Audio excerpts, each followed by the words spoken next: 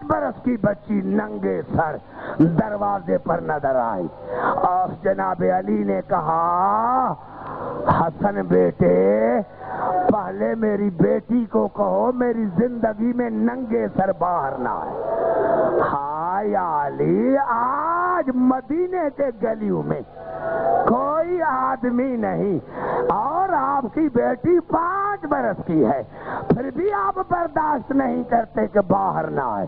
خدا جانے جب آپ کی وہی بیٹی ننگے سر شام کے بازار میں آئی ہوگی، یزید کے دربار میں آئی ہوگی، ابن زیاد کے دربار میں آئی، علی کی عزت کی قسم کھا رہا ہوں میرے دوستو، ہاں میرے دوستو، علامہ مجلسی علیہ رحمت نے لکھا ہے کہ جناب علی نے جناب سیدہ کو غسل اور کفن دیا تھا، کیونکہ معصوم کو معصوم ہی غسل دیتا ہے۔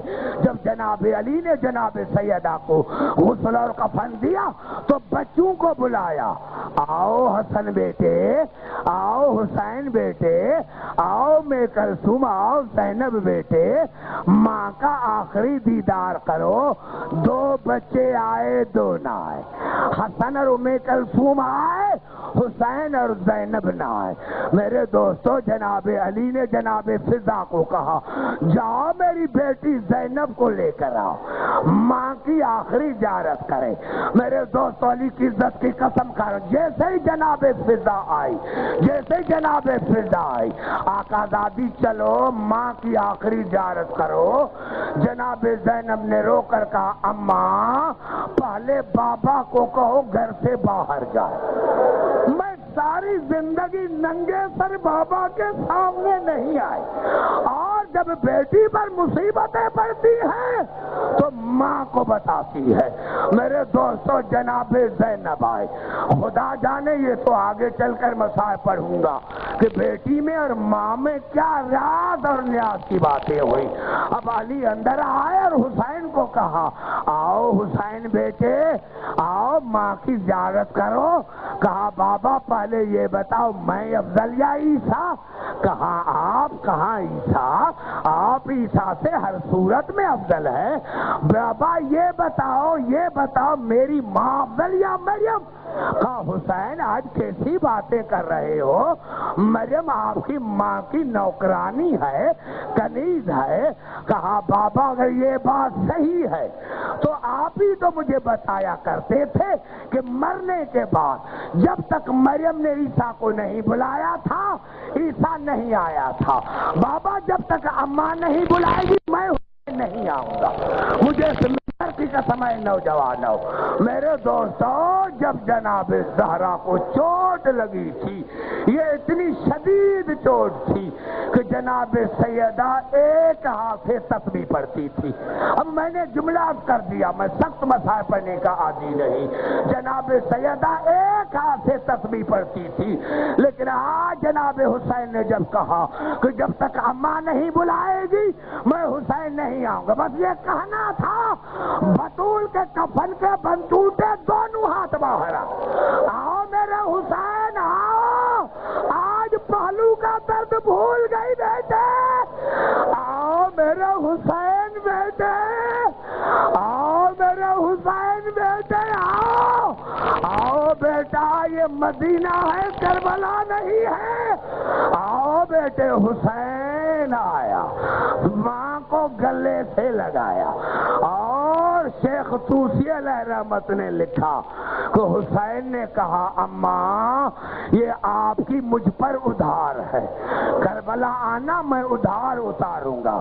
اماں آپ کا سر صحیح ہے، میری گردن موجود نہ ہوگی، اماں آپ کے ہاتھ سلامت ہیں، میرے ہاتھ نہ ہوں گے، اماں کربلا میں آنا ادھار اتاروں گا۔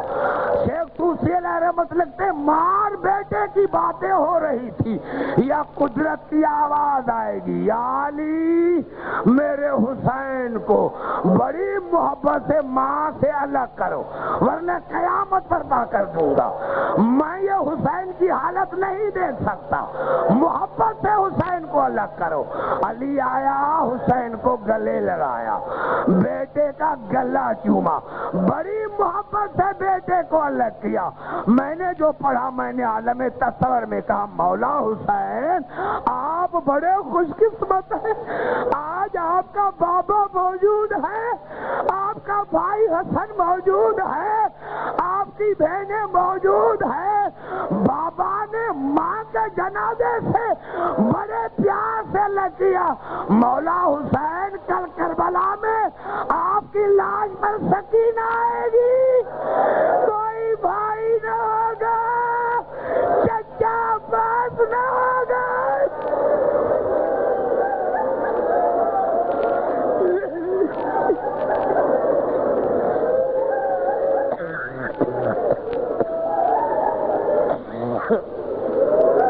یا اللہ یا اللہ ہماری عبادت کو اپنی بارگاہ میں مقبول اور مستجاب فرما۔